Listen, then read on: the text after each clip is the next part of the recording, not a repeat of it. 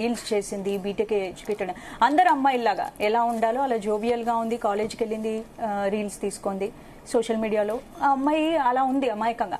ఏంటి ఆ అమ్మాయి ఎలా ట్రాప్ అయిపోయింది నిజంగా? ఏంటి అసలు ఆమె మెంటాలిటీ ఎలా చూడొచ్చు అసలు? ఇప్పుడు ఈ స్క్రీన్ లో ప్లే అవుతుంది కదమ్మా, ఆ అమ్మాయి ఆడుతున్నట్టు, ఐ మీన్ డాన్స్ ఆడుతున్నట్టు ఇవన్నీ చూస్తే ఆమెలో ఒక మోడర్న్ వాయిస్ కూడా ఉంది. And she's looking little ambitious. తన బాడీ లాంగ్వేజ్ ఇప్పటికీ అప్పటికీ చూస్తుంటే తను చాలా అంబిషియస్ అయి ఉండొచ్చు, బట్ బ్యాక్ ఎండ్ లో తను చాలా పావర్టీ. ఐ మీన్ తన బ్యాక్ ఎండ్ తన ఫ్యామిలీని చూపించారు, తను ఎలాంటి ఫ్యామిలీ నుంచి వచ్చింది ఏంటి అని. There would be a stress, there would be a trauma, there would be some kind of willing financial crisis కూడా ఉండొచ్చు. ఇప్పుడు తిన ఏం చేశారు అన్నది I don't know. This is really, I mean, unacceptable actually.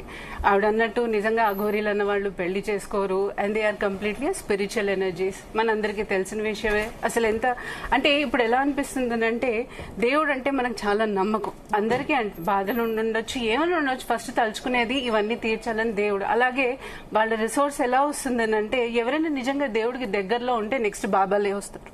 Correct, నమ్ముతాము. ఇప్పుడు వీళ్ళందరి మూలాన ఏమవుతుందని అంటే, నిజంగా భక్తి ఉన్నవాళ్ళు, నిజంగా స్పిరిచువలిజం ఉన్న వాళ్ళ మీద కూడా నమ్మకం అనేది పోతుంది చూడండి.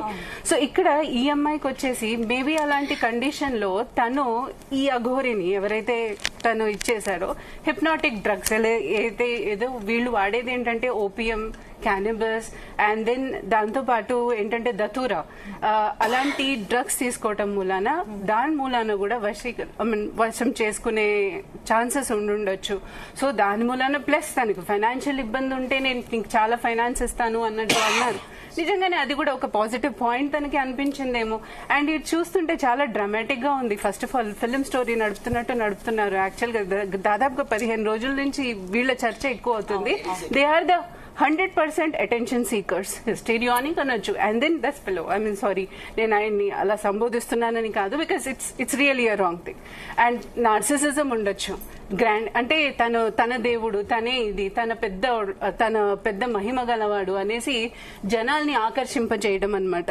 తనకి మించిన పవర్స్ ఇంకొకళ్ళకి లేదు అని చెప్పి తను ఒక పవర్ఫుల్ మనిషిలాగా చూపించుకోవటం. రైట్. సో ఇప్పుడు ఏంటంటే మనుషుల్లో మనం అందరికి బాధలు ఉంటాయి. సో ఈ వీక్నెస్ అనేది వాళ్ళకి స్ట్రెంగ్త్ అయిపోతుంది.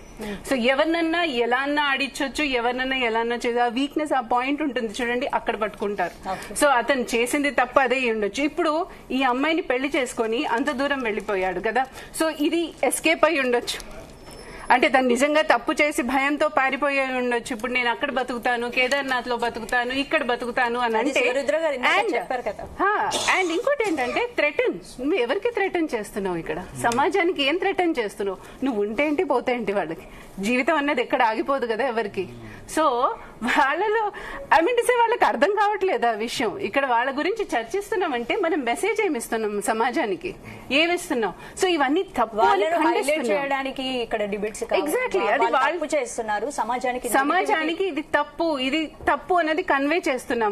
వాళ్ళ ద్వారా ఇలాంటి ఇన్సిడెంట్ మీద ఏ అమ్మాయిలు కానీ వెళ్లిపోకూడదని సమాజానికి చెప్తున్నాం. అంతేగాని వాళ్ళ మీద ప్రచారానికి మాకు టైం లేదు. ఇక్కడ జనాలకి they have their own life perspective, so they need to understand that and behave accordingly. అది నేను చెప్తాను. రైట్. ఉదయకాంత్ గారు చూసారు, సిచ్యువేషన్స్ మొత్తం విన్నారు. ఏంటి అసలు లీగల్ గా ఇలాంటి వారిపై చర్యలు తీసుకునే అవకాశం ఉందంటారా? టోటల్ గా